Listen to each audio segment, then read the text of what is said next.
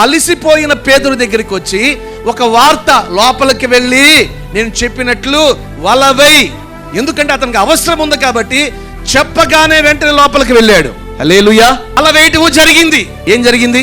వలలు పిగిలిపోయేంతగా విస్తారమైన చేపలు పడ్డాయి. గట్టిగా స్తోత్రం చెప్పండి. బాల్యం నుండి జాలరవాడిగా, వేస్తవాడిగా చేపలు పట్టుకునేవాడు కదా. మరి చేపలు చూడగానే ఆ చేపలన్నింటినీ విడిచిపెట్టి యేసు ప్రభు వారి దగ్గరకు చెప్పిన మాట ఏంటంటే, ఇంతకాలం నేను అనుభవిస్తున్న ఈ కరువుకి, ఈ దరిద్రానికి కారణం ఇదిగో నా జీవితంలో ఉన్న పాపమే.